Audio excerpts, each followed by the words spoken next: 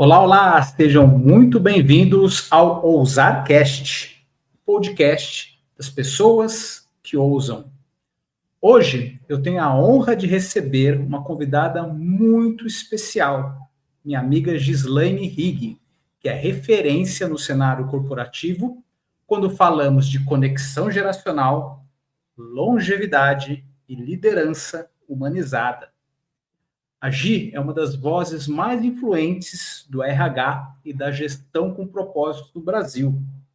Olha só, ela já foi eleita entre os top 100 RH Influencers pelo RH Summit, top 10 em diversidade, inclusão e saúde mental pela Fabcon LinkedIn, além de figurar no seleto ranking Top 100 Mulheres de Impacto 2025. Hoje nós vamos abordar em nossa conversa como conectar gerações, o impacto das lideranças conscientes e como tornar o ambiente corporativo um espaço que acolha histórias, valorize trajetórias e trabalhe em direção a um futuro mais humano. Gi, seja muito bem-vinda ao OusarCast. É um grande prazer ter você aqui no nosso programa. Tudo bem? Tudo, Denis. Eu que agradeço o convite. É uma honra estar presente aí com você e poder aí ter essa troca e esse bate-papo com o seu público. Excelente. Gil, eu já fiz aqui uma breve introdução, mas antes de a gente entrar a fundo aqui na nossa conversa, queria que você se apresentasse um pouquinho mais para o nosso público. Ah, legal. Bom, sou a Gislaine Rigg, né, a pessoa do UAU, quanto que a energia transforma e empodera.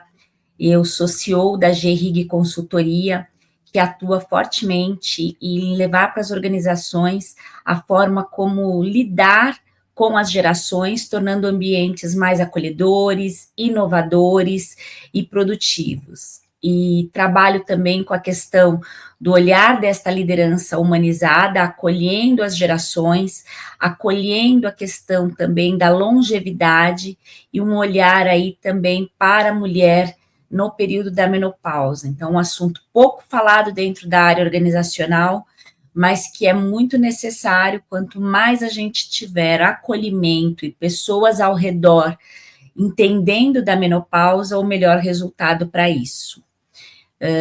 A G-Rigg, então, trabalha desde a parte de palestras, treinamentos e desenvolvimentos, até a parte de captação de profissionais para entrar nas organizações, tentando ser essa questão da inclusão geracional.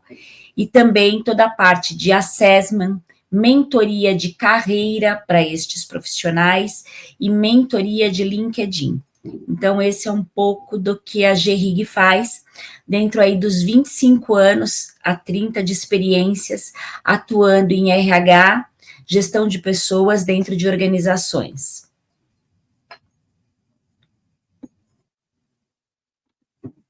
Excelente. Gi, para começar o nosso papo, muito se fala da importância da diversidade geracional dentro das empresas. Temos atualmente entre 4 a 5 gerações convivendo diariamente no mercado de trabalho. Você poderia explicar um pouco mais sobre essa conceituação da diversidade geracional e da importância que ela tem para as corporações? Por exemplo, uma empresa que aplica na prática a diversidade geracional, ela consegue obter mais lucro, consegue diminuir taxas de turnover? Nós temos mais dados referentes a isso? Boa, Denis. Realmente, a questão da diversidade geracional, ela é muito importante para as empresas e nós já temos dados de resultados, sim. Hoje, quando a gente fala, né, o que define a diversidade geracional nas empresas, a gente traz muito do olhar para as gerações e para o nome de cada uma, para que a gente possa olhar aí o cenário, os repertórios, né? A questão do que aconteceu naquele momento, a questão política, história. Então, tudo isso faz com que as pessoas entendam um pouco melhor o repertório de cada uma das gerações. E como você bem disse, nós temos aí 5 a 6 gerações convivendo juntos no ambiente de trabalho, né? A gente fala fortemente 5, porque a gente começa com os baby boomers e vai até a geração alfa, que são os mais jovens, entrando agora com um máximo de 15 anos.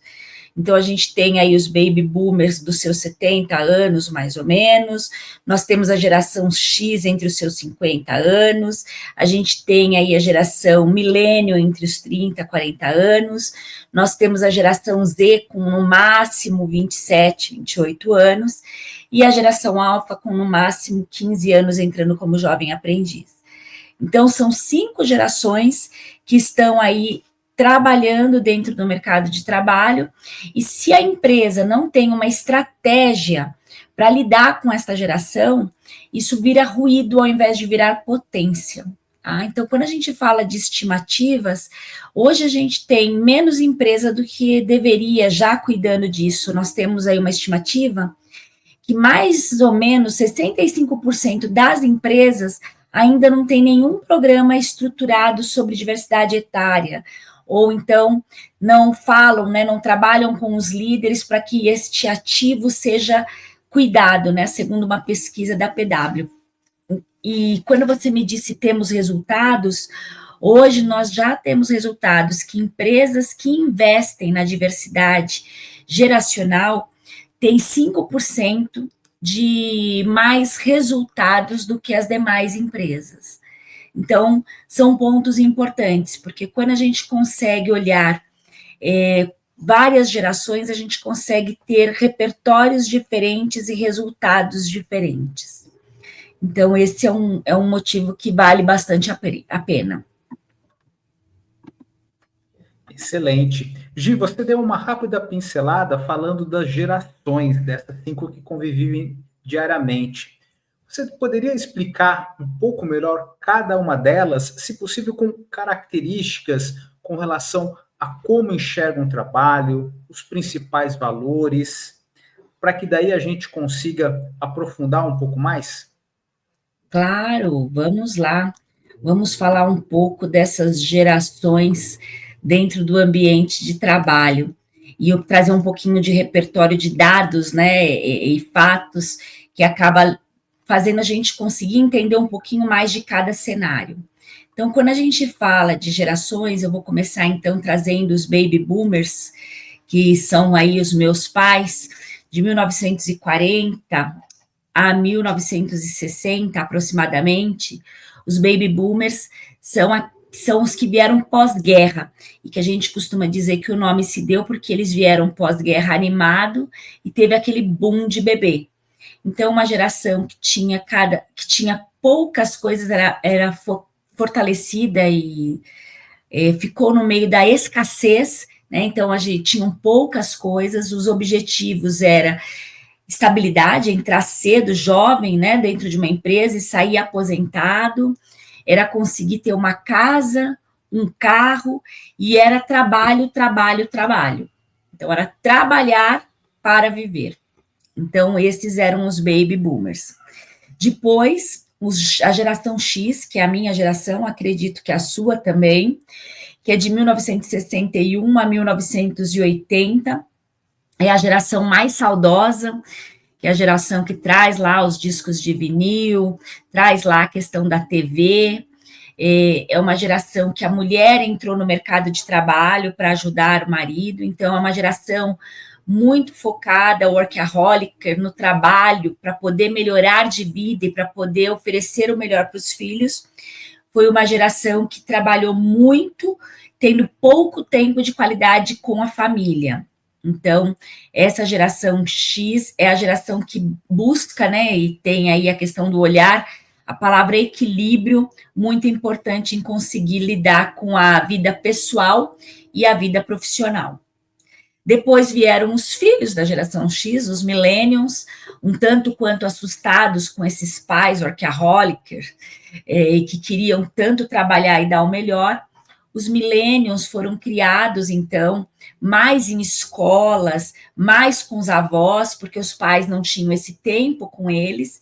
É a geração do videogame e a geração que viu chegar, né, a internet no mercado de trabalho e também nas casas. Então, é uma geração que veio e que ela é marcada pela questão do olhar para um ambiente de trabalho mais informal. Por conta da geração Millennium, que a gente tem escritórios aí instagramáveis como Google e tantos outros, porque eles quiseram trazer um ambiente mais desconstruído para trazer essa geração. E que para eles é a questão importante, para eles é a questão realmente da natureza, né? Então, sustentabilidade, a questão do propósito para poder trabalhar para as organizações. E aí vem a geração Z, que é a geração que a gente fala que faz um corte em todas as gerações e que tem uma ruptura grande, que é um grande desafio para as organizações, porque é uma geração que ela tem uma das referências mais importantes que foram alteradas nesse ramo de evolução das gerações. Até a geração Millennium, todas as gerações anteriores, a importância, né, de se ter um ouvido para aceitar o que era trazido pelos mais velhos, pelos mais idosos, sem muito contestar, e isso era uma questão de sabedoria, e você ouvia e aceitava. Já a geração Z, ela chegou na era totalmente da internet, na era globalizada. Para eles, a informação é a base de um toque. Então, foi quando nós, como pais mesmo, adultos dentro de casa, começamos a ter dificuldade de educar essa geração. Porque você dizia que uma coisa não era assim, e eles falavam, não, como não é assim? É assim. Vou lá ver no Google e vinha e te trazia a informação. E dessa mesma forma, eles trabalham num ambiente e que, para eles, a questão do mundo, do que eles querem para eles, não é ter, mas sim ser. Então, eles não estão preocupados em ter uma carreira, em ter um emprego, em ter uma casa. Não, eles estão preocupados em viver experiências que sejam experiências positivas e que eles possam viver. Para eles, a ordem é viver e trabalhar, e não inverta essa ordem. Então, geração Z é uma geração que, para eles, diversidade e inclusão é inegociável e flexibilidade também. E aí nós temos a mais nova geração que está chegando no mercado, que é a geração, a Z a gente já falou, né, que é de 1998 a 2009, eu acho que eu não tinha falado a data, e a Millennium, de 1981 a 97. E a mais nova geração que está chegando no mercado são os alfas, nascidos após 2010. Essa geração é uma geração que eu trago muito, que é a questão da experiência. Como todos os pais, né, tiveram a geração Z, que foi uma geração que acabou tendo a internet sem muito critério, sem muito cuidado, porque nós estávamos aprendendo juntos. Então, eles não tiveram todo esse cuidado que a geração alfa já tem. Hoje a gente já tem lá formas de colocar o celular, de bloquear para que as crianças não entrem em acessos, embora algumas acabam burlando, né, e sejam mais espertas que isso, mas tem um cuidado maior de tirar essas crianças da tela para que tenham mais vivências e experiências. Então, a gente costuma dizer que é uma geração dos mestre-cucas, dos palestrantes, dos minis pastores, é uma geração que eles vão viver a experiência e colocar na prática, aprendendo as coisas e indo para a prática muito mais para saírem desse mundo da telinha, porque a gente já sabe que a telinha em um uso muito constante acaba não sendo positivo. E essa geração está agora, então, chegando no mercado de trabalho e a gente daqui a pouquinho vai começar a ouvir quais são os maiores conflitos desta geração. Excelente, uma verdadeira aula da Gi categorizando, especificando cada uma dessas gerações. Gi, sabemos que a convivência entre pessoas com bagagens, valores tão diferentes não é uma coisa tão simples assim. E daí a liderança se vê no seguinte dilema: como fazer para que esses indivíduos, pertencentes a 4, 5 gerações diferentes, consigam conversar entre si e que não haja o ruído, como você mencionou, e que sim, eles consigam potencializar as suas habilidades, as suas experiências, as suas vontades. Quais são os principais desafios e o que os líderes, esses líderes que se pressupõem ou que têm iniciativa de serem mais humanizados, mais empáticos, o que eles têm que fazer para promover essa diversidade de uma forma eficaz dentro das organizações? Boa. Esses são desafios importantes. Primeira questão são os vieses inconscientes, né, de cada geração, que aquilo que a gente viveu no nosso tempo, muitas vezes está enraizado e a gente quer replicar para o próximo, então essas questões elas não são validadas, e aí você perde o vínculo de comunicação com a outra geração. Então a gente veio lá dos baby boomers, né? Manda quem pode, obedece quem tem juízo. Então, a gente vem vindo com os ditados e que para as novas gerações acaba não fazendo mais sentido. Então, esse cuidado de você ser genuíno em conhecer mais as gerações. Até vou já dar um spoiler para vocês.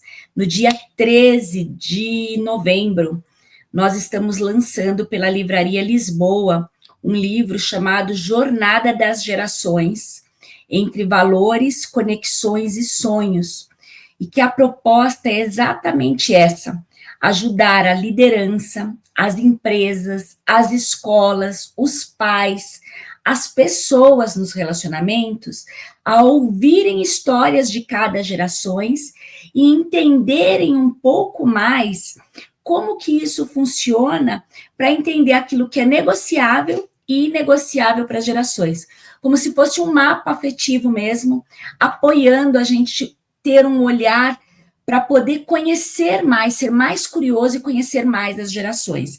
Então, o livro vem com esse objetivo. Ele vai ser lançado na Livraria Drummond, ali na Paulista, às 19 horas, no dia 13 do 11. Convido todos a irem participar. Nós temos a Rita Drummond, que vai entrar como boomer, trazendo as histórias dela. Então, o livro ele traz 22 coautores, entre eles tem geração Baby Boomer, geração X, geração Millennium, geração Z, e uma representante da geração Alpha, para poder contribuir aí com essas histórias.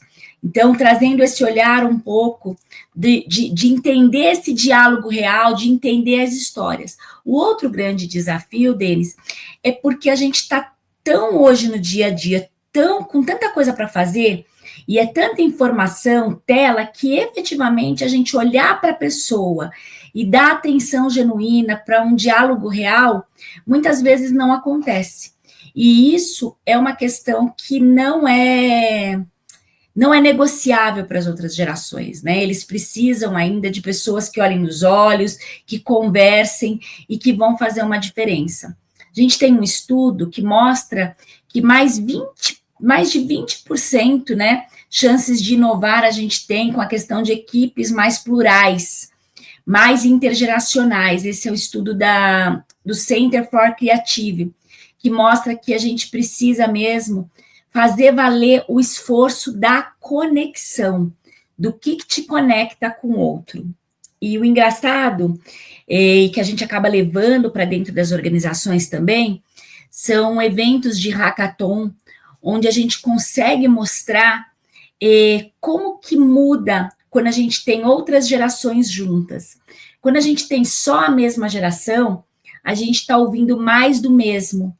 Então, é muito no hackathon que a gente fez, então, gerações X, só a gente de geração X falando, um queria falar mais alto que o outro, porque aquilo que eu estava falando já queria completar, porque conhecia, e quando a gente tinha um projeto para resolver e finalizar, o projeto não foi tão bem acabado, nem tão bem pensado, e nem com tantas ideias inovadoras, porque todos pensávamos de uma mesma forma. Numa segunda rodada, se reúne gerações diferentes para resolver o mesmo desafio. E aí o que a gente percebe, até na sala, é que o som da sala diminui. Porque aquela coisa que fica discussão, aquela coisa, as pessoas começam a falar mais baixo para ouvir o outro, para efetivamente ver ideias novas, e aí começar a ver o que pode incluir. Aquilo que você não tinha pensado, a outra geração já pensa, já tem um olhar mais dinâmico, e aí os trabalhos saíram mais completos, com um olhar de cuidado maior, de pensar no outro, de pensar na saúde mental, que coisas que outras gerações a gente pensava menos. Então, o que a gente pode fazer mesmo é capacitar as lideranças dentro das organizações, com treinamento, desenvolvimento e políticas, de que a gente trabalhe mais a escuta ativa, a escuta genuína, né? Criar políticas que a gente tenha aí uma rotação intergeracional por projetos, né? Dentro das metodologias Agile, colocar gerações diferentes para atuar juntas, e inserir métricas mesmo, de convivência intergeracional, KPIs que você possa mensurar. Aqui trouxe a mensuração de um evento que a gente consegue ver na hora os resultados, mas você tem outros KPIs, você pode trazer isso como dados, valorizando essas conexões. Excelente. Acho que passa aí, então, pela humanização do ROI. A gente ter indicadores que possam mostrar o quanto a escuta ativa, o quanto o olhar para o outro, a sinergia, a participação, reflete no resultado geral da empresa. E realmente é um cenário, um contexto muito desafiador, porque eu me lembro quando eu comecei a trabalhar que cabelos grisalhos ou barba grisalha era sinônimo de liderança. Então a gente sabia que aquela pessoa era o chefe porque ele tinha mais idade. A gente automaticamente respeitava. Nunca colocava em dúvida a liderança das rugas, dos cabelos brancos. Hoje, principalmente nas empresas mais modernas, em startups, por exemplo, o que nós vemos são CEOs ou líderes, os sócios fundadores, pessoas jovens, ali na faixa dos seus 30 anos, às vezes até menos, tendo ali parte da equipe pessoas mais velhas, né, ali com uns 40, 50 anos, e tem ali um novo movimento, uma nova dinâmica de forças de trabalho, né, que alguns profissionais com a cabeça mais aberta entendem e conseguem jogar o jogo, mas outros, principalmente geração X e baby boomers, têm muita resistência, né? Porque eles não se veem ou não admitem serem liderados por pessoas mais novas. Nesses casos, o que pode ser feito? Você acha que é possível fazer uma mudança de mentalidade nessas pessoas 40, 50 a mais, para entender que nem sempre senioridade é sinônimo de liderança? Sim, a gente pode trabalhar muito essa questão do que a gente trouxe um pouquinho anterior, que a gente está criando essa questão de uma escuta e tudo mais, mas também quebrar os preconceitos de que nós temos muito desses líderes, né? Mas nós temos também muitos que se atualizaram, e o que a gente tem visto muito acontecer dentro das organizações é que às vezes nós temos um preconceito achando que é pela questão da idade, que é pela questão da geração, e muito é pela questão de você não se atualizar. Que esse é um item que eu trago muito dentro das palestras, para a gente trazer as gerações, para se basear, para a gente poder ter um olhar daquilo que aquele tempo trouxe de informação que é importante. Porém, a geração, ela não morreu naquele tempo. Ela passou pelas outras gerações. Então, nós temos boomers hoje, nós tivemos a live no nosso LinkedIn, surfando, né, com gerações de baby boomer, como o João Casari, temos outros, né, no meu livro tem a Maria Lúcia, a Débora Brocker, a Neuza Rigg, a Rita Drummond, que são profissionais que, assim, eles passaram pelo tempo deles, dentro da geração deles, porém, eles têm lifelong learning, que é a questão de se manter ativo, com mindset de aprendizagem, e que isso vai torná-los aí mais jovens, muitas vezes, do que os jovens, porque o que vai tornar a pessoa deixar de aprender é a questão de ela achar que ela não precisa aprender mais, ou ela parar de aprender. Então, essa questão da mente fechada e de troca não tem a ver com a idade, com a geração, mas tem a ver com a questão de como você lida com o seu mindset de aprendizagem. E esse é um dos rótulos que a gente tenta quebrar. Eu, geralmente, nos processos seletivos que eu faço, eu não brigo muito com a gestão para falar para não buscar tal pessoa, não, eu deixo ele pedir. E muitas vezes a gestão, a gente fala, né, que a gente não deveria ser seleção às cegas. A gente já tem casamento às cegas, a gente já tem formação de banda às cegas, a gente já tem um monte de coisa às cegas que eu adoro assistir, né, esses programas, esses reality shows, para a gente poder assistir e aprender com o comportamento humano, e a gente precisava fazer um reality show de seleção às cegas, porque quando a gente começa a criar os vieses de que porque era uma pessoa da geração X, que tem mais de 50 anos, ela não vai ter a questão inovadora de conhecer as coisas mais atuais da internet, eu estou criando um rótulo que não é verdadeiro. Então, vou te trazer esse exemplo só para a gente poder visualizar esse cenário. Então, uma empresa voltada para o lado de pet, varejo, me contratou para buscar uma vaga de gerente de marketing. E ele queria um gerente de marketing que tivesse totalmente o marketing digital na veia.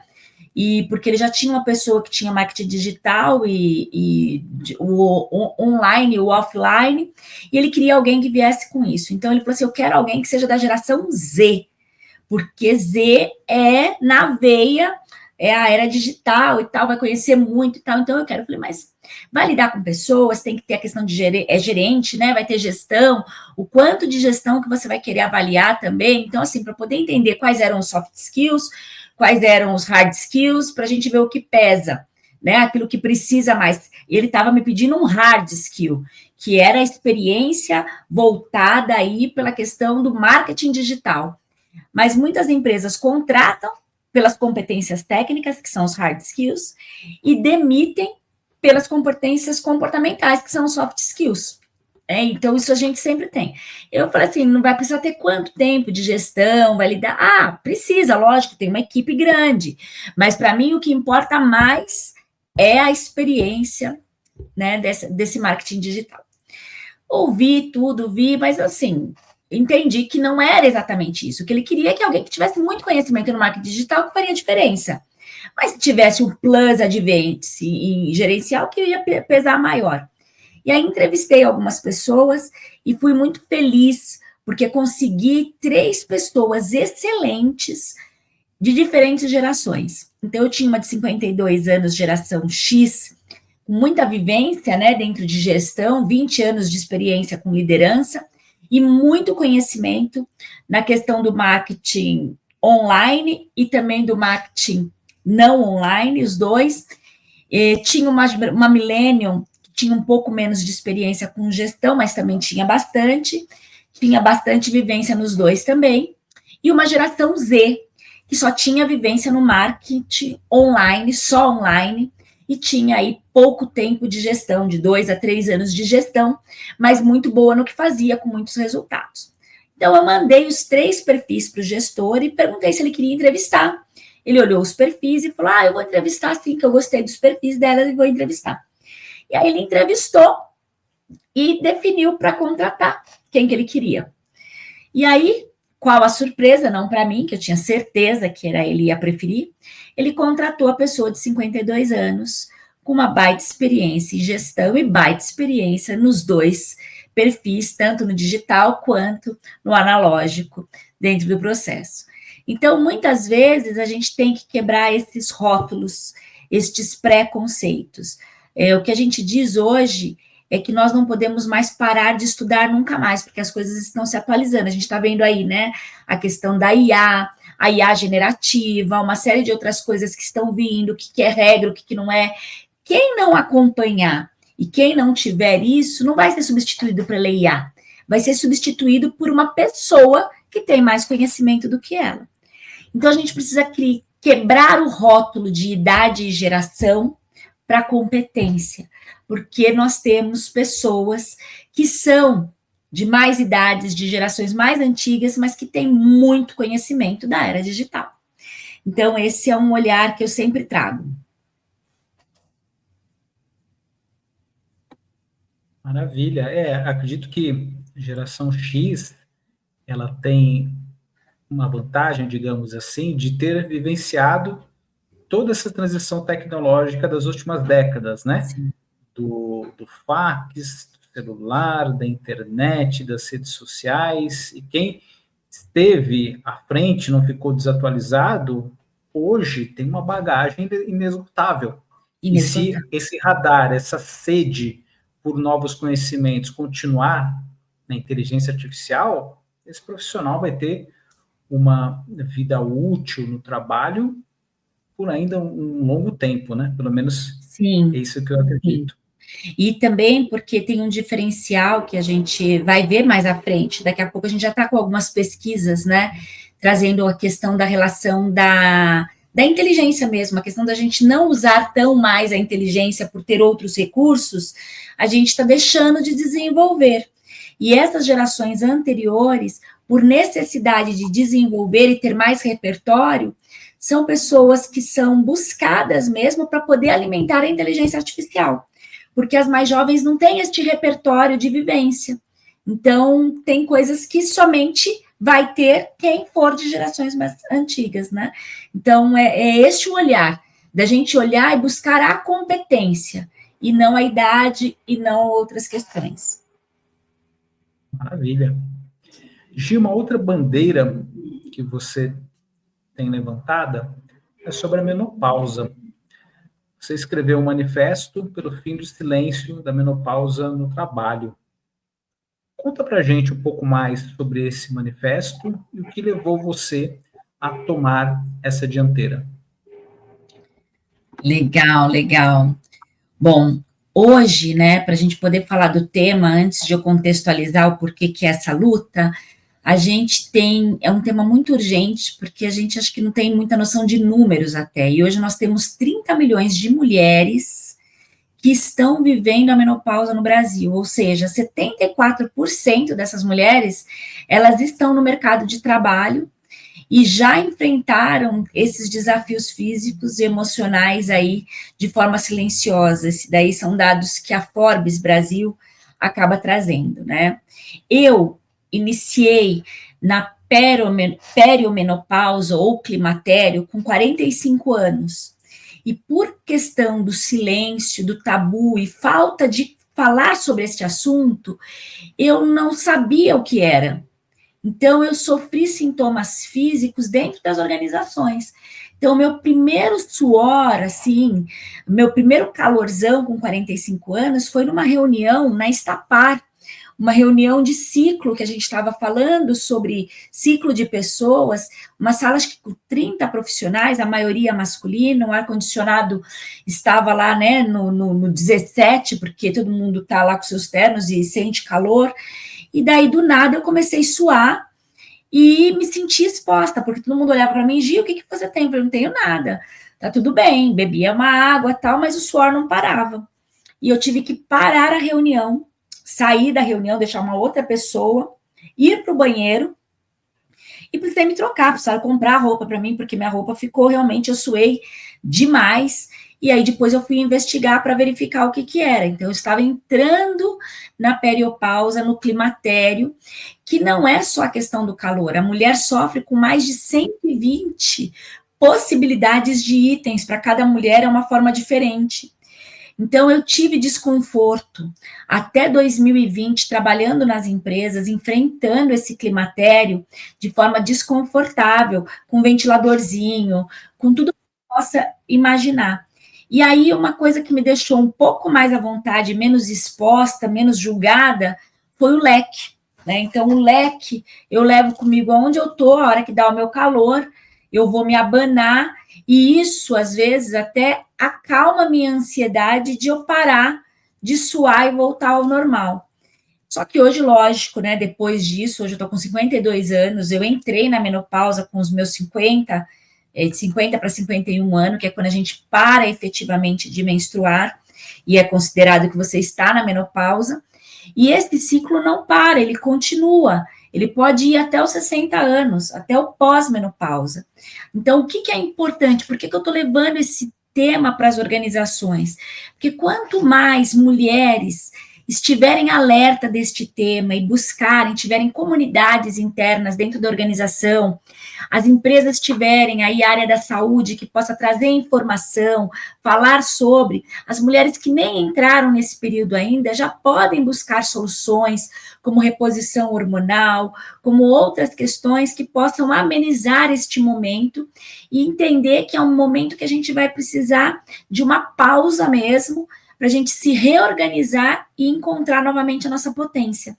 Porque vem irritabilidade, vem ressecamento, vem a questão daquela neblina, né, nebulosidade de memória, esquecimento, uma série de coisas podem acontecer. Então, quanto que isso a gente pode melhorar? E a menopausa ainda carrega um tabu enorme, né? Muito pelas mulheres e também pelos homens, enfim, de não falar sobre esse assunto. E esse é um assunto que não deve ser tratado somente pelas mulheres. Eles devem ser tratados também por toda a família e as pessoas que trabalham com ela, para poder entender aquele momento, para poder entender como acolher a mulher no momento que ela está lá de irritabilidade enorme, já sabe que é um período que ela está sofrendo, já conhece, então eu não vou irritar mais, o que eu posso fazer, que forma que eu posso trabalhar. Então, é este o olhar, o que a gente pode fazer, aproximar esses temas, de campanhas internas mesmo, de rodas de conversa, de a gente trazer guias de conscientização, enfim, e começar a falar sobre esse assunto. E ainda é um tabu e ainda temos pouquíssimas empresas e mulheres falando sobre esse tema. Se a gente busca no LinkedIn, acredito que vem 2 mulheres falando sobre esse tema, e hoje no Instagram a gente tem um pouco mais da Cláudia Raia, da Fernanda, né, que esqueci o sobrenome dela, mas que também traz esse assunto. Então, a gente acaba tendo um pouco mais desse olhar e um pouco mais da área da saúde se preocupando em trazer mais. Hoje, a área da saúde fala pouquíssimo sobre isso. Tem poucos médicos especializados. Ontem eu estava na festa da Globo com o Lucas, né, que foi lá o lançamento da novela As Três Graças, que vai começar no dia 20, e eu estava falando com a mãe da Alana, que é uma das protagonistas, que vai fazer a mais novinha, né, de 15 anos, que vai engravidar e tal, e ela está com quase 40 anos, me falando que foi para o médico porque ela está sentindo um cansaço, um esgotamento, uma falta de vontade, que ela está achando que alguma coisa no organismo dela está acontecendo. O médico mandou fazer o exame, no exame não apareceu nada que ela está nesse período, né, de perimenopausa, porque os hormônios não estão faltando, enfim, e falou para ela que estava tudo bem, que não é nada. Quer dizer, já era um momento de investigar mais e de saber, bom, se está com tudo isso, com essa forma, o que a gente pode já começar a fazer um tratamento, que embora ainda não esteja acontecendo, de você já lidar melhor, porque essa fase vai chegar, vai ver que já é um sintoma que está chegando um pouquinho antes. Então, não tem esse olhar, não tem esse cuidado, tem muito do que não é nada. E a gente que está passando por esse período, a gente parece estar morrendo, porque é algo muito forte. E a gente fica se sentindo totalmente descompreendido e sem acolhimento nenhum. Excelente, olha só que interessante, uma perspectiva muito realista e que necessita de uma abordagem, de um aprofundamento dentro do meio corporativo. E Gi, você acha que há esse tabu, esse silêncio, pelo fato de termos menos mulheres nas lideranças? Você acredita que a partir do momento que houver mulheres, mais mulheres no cargo de diretoria, C-levels, etc., a menopausa possa ser tratada com a real importância que ela merece? Boa pergunta. Eu acredito que tem os 2 pontos, por nós estarmos num ambiente que é extremamente, né, mais masculinizado, mas por conta de todos, de tudo que a mulher tem que se esforçar em dobro para alcançar aquilo que o homem já alcançou. Então, a mulher tem as paradas, tem a questão do período lá da puberdade, que vem a primeira menstruação, que já é uma revolução hormonal que traz tudo também. Depois vem a fase dos filhos, né, que ela fica lá atrás, perde 2, 3 anos para competitividade com o homem, e aí vem a menopausa e tudo mais. Então, acho que esse é um assunto que realmente é um assunto velado, porque a mulher ela já sofre a discriminação para alcançar o seu lugar, e isso é mais uma marginalização que possa vir. E outra é porque realmente a figura masculina ela utiliza muito de taxar somente, né? Tá louca, tá isso, tá aquilo, sem compreender efetivamente de que forma possa ter um melhor resultado. Então, eu acredito que são ambos os lados, de termos um mundo corporativo mais masculinizado, mas de termos também essa questão do receio de ser estigmatizada por conta desse período da menopausa que não nos deixa impotente, mas sim nos deixa assim atento ao que nós precisamos fazer para melhorar, para performar novamente da forma como já performamos. Então, acho que esse pode ser um ponto. Legal. Gi, quem te acompanha nas redes sociais sabe quanto você é uma entusiasta da Disney, da estratégia Disney, do jeito Disney de liderar, do encantamento que a Disney proporciona. Fala para a gente um pouco mais no que consiste esse jeito Disney de liderar, a estratégia Disney, como as empresas podem fazer para aplicar esses conceitos dentro do seu meio. Boa, boa. Bom, a Disney é minha paixão desde pequena, no sonho de conhecer esse parque. Minha tia, também psicóloga, atuou como gerente da Alcam há muito tempo, foi para lá, trouxe as coisas e eu sempre tive essa questão de querer ir para a Disney para conhecer esse mundo de magia. E na Mil Assistência Médica, que foi minha primeira empresa que eu trabalhei, os gerentes faziam uma viagem, né, para poder ir mesmo para a Disney Corporation e fazer todos os bastidores e conhecer os bastidores da Disney e trazer e implantar isso para a gente.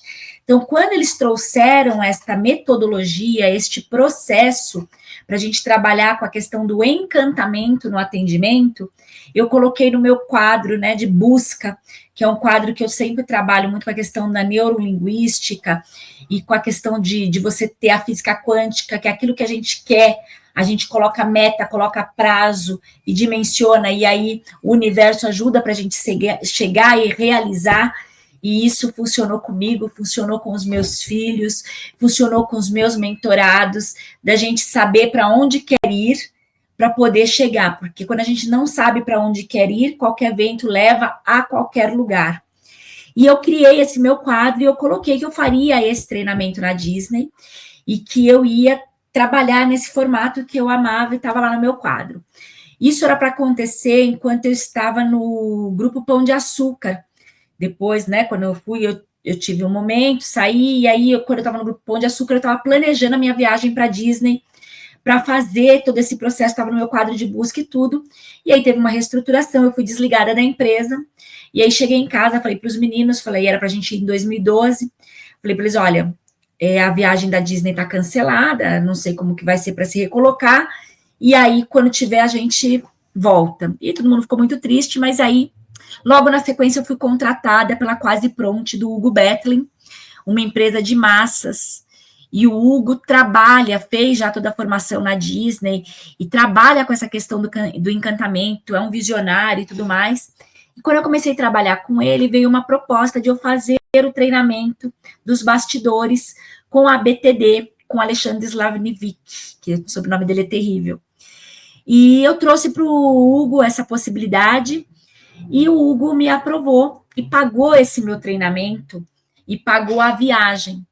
Então, foi o momento que uniu tudo. E aí eu falei, bom, então, Hugo, eu vou ficar os 7 dias com o treinamento imersiva para aprender e trazer para implantar a técnica nesse nosso novo conceito.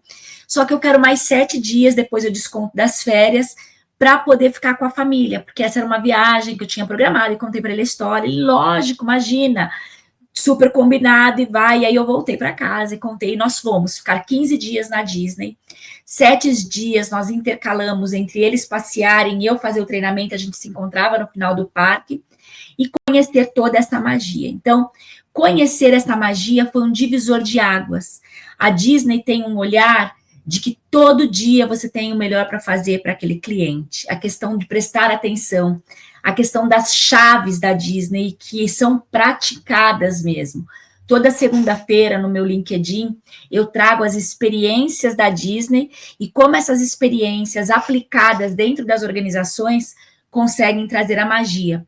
Porque a magia, como a própria Disney fala, não é a questão mágica, mas é a questão de você ter processos definidos e pessoas treinadas para que isso aconteça. Um exemplo simples, por exemplo, quando a gente fala de segurança, que é a chave número 1 da Disney, então, se acontecer alguma coisa e que tenha em risco os cast members, que são chamados a equipe de suporte, ou para os clientes, os guests, eles param o show, não tem show. Eles param a cortesia, que é a segunda chave da Disney. Então, se tiver a questão de segurança, que é a mais importante, os protocolos de cortesia e show terminam, porque eu preciso, naquele momento, cuidar da segurança. E se eu precisar ser grosso com você, para que você tenha segurança, eu vou ser. E tudo isso, né, eu trouxe um pouco das 3 chaves para entender, que tudo isso é muito claro para todos os cast members, por conta dos treinamentos e desde o processo seletivo. Eles têm isso já muito vivenciado e isso é praticado nos parques. Então, dentro do treinamento que a gente faz, a gente vai conhecer o local onde faz a seleção dos profissionais. E quando a gente chega no local de fazer a seleção, você já entende a cultura da empresa. Então, a maçaneta é da Alice no País das Maravilhas, aquela portona da Alice no País da Maravilha. A hora que abre a porta, tá lá quem? O Mickey, o Pateta, o Pato Donald, como os principais, né, personagens deste mundo encantado. E aí, você subindo o corredor para ir lá para a parte das entrevistas, das salas, do lado você tem um lado de fantasia, que mostra lá o Pato Donald com os seus sobrinhos e toda a história na magia, com o Pateta, com o Mickey e tudo mais. E do outro lado, ele mostra os mesmos personagens vivendo a questão da realidade, como trocando um pneu, como indo comer e comprar alguma coisa, uma briga, uma discussão. Então, isso já traz o olhar para os 2 lados para se fazer. E aí você senta numa recepção redonda, onde no meio tem uma pessoa sentada em um castelo enorme, e você fica aguardando para o processo seletivo. Ali, eles já começam a fazer a seleção, de perceber se essa pessoa que está lá sentada, se ela está olhando ao redor, se ela está cumprimentando as outras pessoas, qual é a expressão dela, qual que é essa troca, ou se é uma pessoa que chegou carrancuda, está no celular, não viu nada, tudo isso já é utilizado. O McDonald's usa essa técnica para o processo seletivo também, em algumas das equipes, eles são treinados para isso. A pessoa entra e ele fala assim, você fechou a porta? A pessoa olha para ver, confirmar. Então, já não teve atenção naquilo, eles precisam de uma atenção concentrada muito grande. Então, lá também tem todo este olhar. Então, desde o processo seletivo, a cultura, todos os processos da Disney alinhados, eles são cuidados para que a cultura aconteça. Desde autonomia no processo, que isso é um grande item, que é um diferencial da Disney. Todas as funções têm autonomia, desde a equipe da limpeza até nível de gestão. Então, se acontece algo, eles já sabem como fazer. Então, caiu lá um ursinho de uma criança e alguém estava passando com alguma coisa, passou em cima, detonou o ursinho da criança. Eles vão para alguém da limpeza perguntar, ele automaticamente liga no rádio e já pede para alguém, fala qual que é o tipo de ursinho e tal, para poder cuidar disso, para poder o cliente não ficar triste. E ele trata com encantamento, porque aquele bichinho foi atropelado. Então, se ele foi atropelado, ele já fala para a criança, olha, nós vamos levar ele para um posto onde ele vai ser cuidado, onde ele vai tomar os remedinhos e ele vai sarar. Eles vão até o local, ele já avisou lá no posto que aconteceu, avisou a marca, vai lá para o local, levam o ursinho lá para tomar o medicamento e tudo. Às vezes as pessoas acompanham esse procedimento, às vezes não acompanham, e daqui a pouco ele traz o ursinho novo, né, sem tudo que aconteceu com o ursinho, entrega lá um remedinho, lá alguma coisa, falando para ele cuidar e tudo mais, e vai.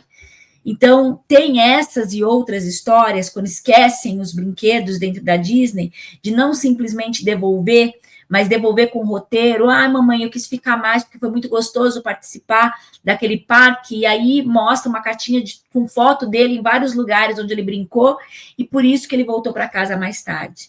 Então, o encantamento acontece porque existe um processo desenhado, um treinamento feito e todas as pessoas alinhadas à questão da cultura. Então, realmente é uma magia com muito processo. Eu sou encantada, se deixar eu falar a noite inteira da Disney. Muito bom. Não, realmente é espetacular, né? Como um simples fato que passaria percebido pela maior parte das empresas vira uma forma de potencializar a conexão emocional. Então, Tudo. em vez de simplesmente ir lá e dar um novo ursinho para a criança, eles criam uma experiência que vai transformar o que restou do ursinho num novo exemplar, e certamente essa criança não vai esquecer. Talvez, se ela ganhasse simplesmente a substituição do ursinho, pura e simples, está aqui o novo ursinho, ela talvez se esqueça dali a alguns anos. Agora, passar por essa experiência, certamente ela vai carregar isso para o resto da vida, vai contar para os seus filhos, para os seus netos, etc. A mesma situação com o Brinquedo Perdido, que eles criam um roteiro, como você mencionou. É sensacional, porque aí uma história bem contada, a criança assimila e leva isso para os seus anos seguintes, né?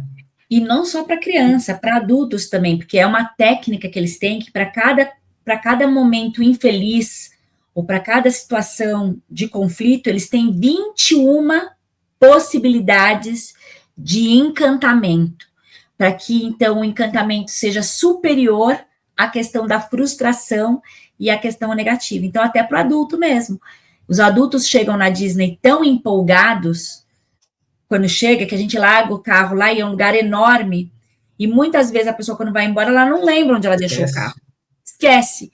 Aí tá todo mundo cansado, a mulher tá brigando com o marido, as crianças já estão brigando. Então, um dos casos que aconteceu foi isso, até acho que foi o Clemente de Nóbrega até que trouxe.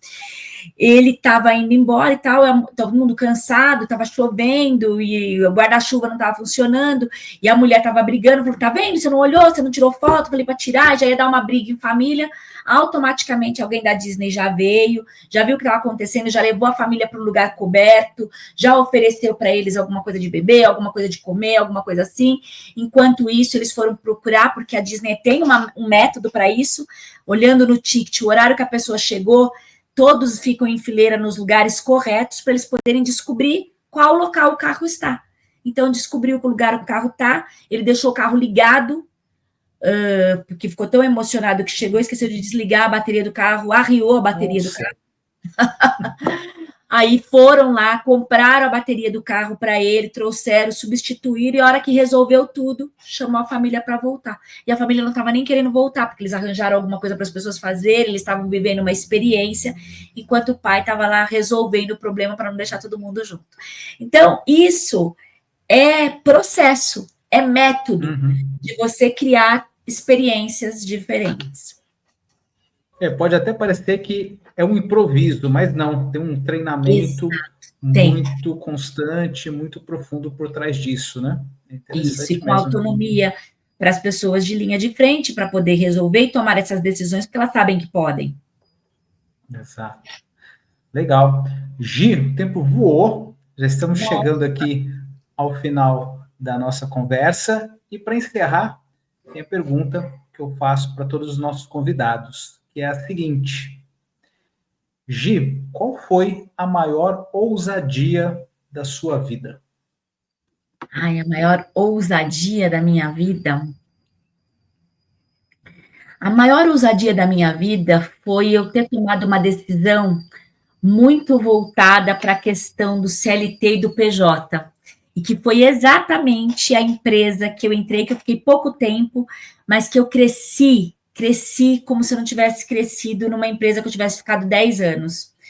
Quando eu entrei no Quase Pronto com o Hugo Betlin para poder implantar os recursos humanos e a gente trazer ali 5 lojas, mais de 50 profissionais contratados e fazer toda essa parte da imersão da magia na Disney, eu tinha uma proposta para entrar numa empresa estruturada, que tinha várias marcas e que estava mudando de dono para eu poder fazer toda essa parte de migração, CLT, com valor maior e tudo mais. E aí eu fui para ambas entrevistas, e o dia que eu fui fazer a entrevista com o Hugo Betlin, eu fiz a entrevista com ele no shopping, aonde ele estava construindo a primeira loja. O Hugo Betlin me apresentou a proposta no notebook, na praça de alimentação, e tirou uma foto comigo na frente da loja, dizendo que eu ia fazer a diferença para ele naquele lugar.